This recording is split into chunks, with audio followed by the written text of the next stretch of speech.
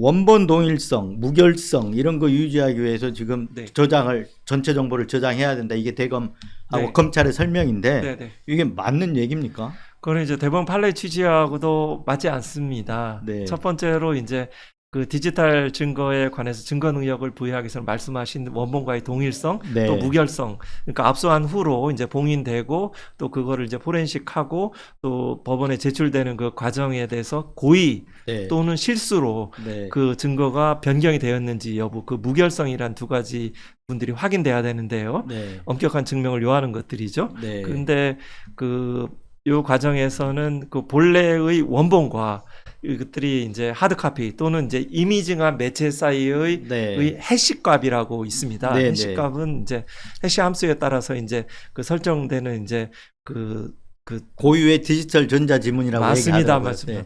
네. 지문이라고도 하고 네. DNA라고도 합니다. 그 네. 해시값이 이 추호의 변경이 있으면 해시값이 달라지기 때문에 해시값이 동일하다는 점을 그 확인하는 취지의 그 압수수색 당사자의 서면 네. 또는 그 압수수색 과정에 참여했던 수사관 내지는 전문가의 네. 증언 또 또는 이제 법관이 직접 이제 그 원본 매체하고 출력 문건을 대조하는 네. 등의 어떤 검증 방법 등을 통해서 증거 능력에 부여될 수 있습니다. 네. 요 현재에 대해서 그 해당되는 압수수색 영장에 기재된 디지털 증거와 관계없는 또 다른 디지털 증거 전부를 보관할 근거는 되지 못하죠. 그거는 정확하지 않은 내지는 기존의 위법상을 가리는 네. 이 진술이라고 생각됩니다. 네. 그런데도 불구하고 계속 그 원본 동일성, 무결성을 유지하기 위해서 필요하다 이런 논리로 계속 접근을 하고 있는 것 같아요. 검찰은. 네. 예. 그러니까 다른 지금 굉장히 뭐랄까 다른 논리, 예, 굉장히 그 궁박하다 그럴까요? 궁박한. 네, 그런 것 같아요. 네. 분명히 그 카카오톡이나 텔레그램 등 SNS 메시지 대화방 같은 경우 메시지 단위로 이렇게 추출해 가지고 압수하게 된 걸로 알고 있거든요. 네. 근데 검찰은 계속해서 이게 기술적으로 불가능하다라고 한 개의 파일로 압수할 수밖에 없다 이런 설명을 해요. 그거는 굉장히 수사 편의적이고 형식적인 답변이라고 생각이 됩니다. 네. 뭐 처음에 이제 이미징 단계에서는 전체로 이미징 할 수밖에 없다라고 이제 기술적으로 이렇게 설명을 하는데 네. 이제 그 부분들을 이제 구체적으로 이제 추출하는 단계에서는 메시지가 이제 우리 카카오톡이나 텔레그램 메시지든 또 이런 뭐 네. 문자 메시지든 간에 다 분리가 가능하잖아요. 그렇죠. 그 네. 이 단위별로, 범위별로, 네. 시기별로, 대상자별로, 그 사건 주제별로 네. 가능하기 때문에 그거는 그 맞지 않은 설명으로 생각됩니다. 그냥 아날로그 시대에 사는 것 같아요. 과거에 예를 들면 네네. 일기장 같은 걸 압수를 해요. 네. 범죄 혐의가 있다 그래서. 네네. 근데 어느 날 어느 하루 것만 찢어져 가지고 압수할 수는 없잖아요. 그건 그렇습니다. 그렇게 통째로 압수를 하는데 네네. 예를 들면 지금 전자정보는 이게 다 분리해 갖고 가능하잖아요, 이게. 네, 맞습니다. 근데 이걸 뭐 일기장처럼 뭐 분리할 수 없다는 지금 설명을 하더라고요. 네네. 그렇게 형식적이고 부분적인 설명을 하는 것은 이제 그 정말 그 실체적 진실을 추구하고 절차의 적법성을 추구하는 수사기관이 네. 그 표명할 입장은 아니라고 생각을 됩니다. 기본적인 신뢰를 깨는 일들이잖아요. 네. 네, 그래서는 안 되죠. 네. 앞서 그 이제 수사주의서 휴대전화 전체 정보를 저장할 수 있도록 한 그 수사주의서 보셨는데 네. 그 이게 그 표준 서식은 윤석열 대통령이 검찰총장 시절 네. 2021년 1월 1일에 네네. 대검 예교에서 그 표준 서식이 등장을 하거든요. 네네. 이 표준 서식이 왜 이렇게 만들어졌다고 생각하세요? 아까 말씀드렸듯이 이런 규정들은 검찰총장 1인의 의사들에 네. 의해서 수립되기 때문에 기본적으로 그 이러한 규정들에 대해서 그 헌법과 법률 이거는 뭐 그 말씀드리면 예를 들어 이런 규정이 아니라 네. 법률로서도 디지털 증거 전부를 하는 것을 규정했다. 국회가 입법을 했다. 이러면 위헌의 소지가 있습니다. 그렇죠. 이 네. 법률로도 못하는데 규정으로 하였다면 네. 이런 부분에 대해서는 형사적으로도 네. 이 검토를 해봐야 되는 것 같습니다. 네. 그 이제 그건 어떤 법적인 측면이고 내용적인 측면. 아까 내심의 의사는 뭐 추정 단계, 추론 단계일 수밖에 없는데 네, 이게 윤석열 대통령이 검찰총장 할 때 휴대폰 전체 정보를 보관하는 비율이 거의 100%까지 올라가더라고요. 네, 저도 그 수치를 보고 와, 네. 그렇다 그러니까 싶었습니다. 내심에 다른 뭔가 의도가 있었을 걸로 이렇게 추정이 되거든요. 네, 그만큼 수요가 있었고요. 네. 수요가 있었고 네. 또 이런 부분들이 이제 나중에 이제 사람의 말이 중요한 거 아니고 그 네. 사람의 행동과 그 결과들이 중요한데요. 네. 결국엔 결국은 정치의 길로 가셨고 네. 대통령의 이제 국정 최고의 그 지위까지 이제 오르셨는데 네. 그 일련의 과정들 속에서 이 디지털 증거들이 네.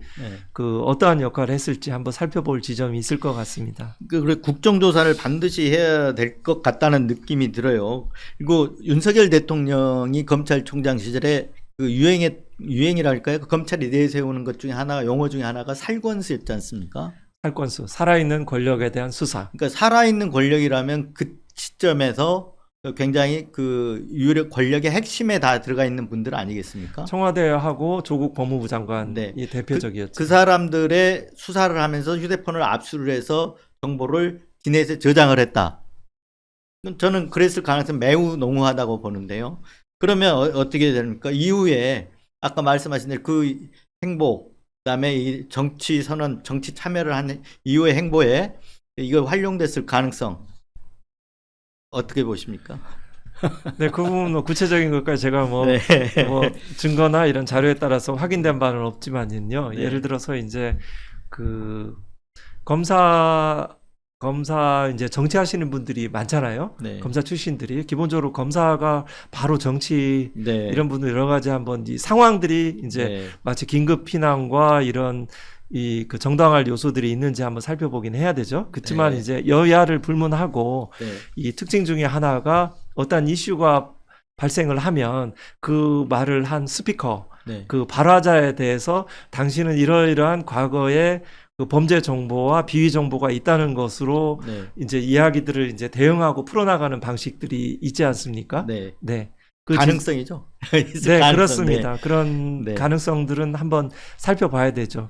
그 수사와 관련된 기본적으로 인격권에 관한 것이거든요. 네. 사생활 비밀과 그렇죠. 정보들이 그 네. 본래의 목적과 용도 바깥으로 활용되는 것은 네. 있어서는 안 된 일이죠. 그러니까 윤핵관 의원들도 이렇게 보면 어떨 때 보면은 이렇게 좀 뜻밖의 그러니까 출마한다고 했다가 갑자기 쑥 들어간다거나 뭐 이런 일들이 좀 보여요. 그러면 혹시 디지털 캐비닛이 이용되는 거 아닌가 이런 의심이 들기도 하더라고요. 네, 이제 그런 부분들이 이제 기본적으로 이제 두려움이죠. 네. 두려움과 이제 어둠의 정보들이 두려움의 그 유력한 수단으로 하면서 본인의 어떤 네. 정치적 참정권 등을 네. 이제 주저앉히는 형태로 작용하는 그런 이제 국민 상당수의 이제 생각들이 있죠. 네. 이 생각들이 증명되고 표면화될 때 진정한 그 검찰권의 그 구조 변화들이 이루어진다라고 생각을 합니다. 네. 하여튼 디지털 캐비넷 갖고 있고 민정수석실이 중간에 사라졌고 그러니까 대통령의 어떤 검찰에 대한 장악력은 더 세진 거 아닌가. 그래서 그런 검찰의 어떤 검찰을 기반으로 한 권력 유지 이게 지금 가능한 게 또 디지털 캐비넷 아닌가 이런 생각은 들어요. 지금 현재 민정수석실이 없지요. 네. 그리고 이제 법무비서관이 이제 그 역할들을 하면서 네. 지금 현재 각종 이제 수사정보정책관 내지는 각 본청 단위에서의 어떤 범죄 정보를 담당하는 그 인력과 규모들이 확대되었지요. 네. 과거의 시절보다 더 확대됐습니다. 그러니까 네. 중요한 건 정보지 않습니까? 정보는 돈과 권력을 낳는 출발이죠. 네. 그래서 이제 그 정보에 대한 수집하고 네. 그 장악하는 것들이 하나의 이제 통치 수단으로 네. 활용되는 그런 상황들은 바람직하지 않죠. 네. 근데 그 바람직하지 않은 일들이 지금 물 밑에서 일어나고 있을 수 있다. 이렇게 보시는 거 아니에요? 네, 그래서 이제 네. 가장 이 정직과 투명함, 네. 공개 네. 이런 부분들은 민주주의 사회의 초석이라고 봅니다. 네.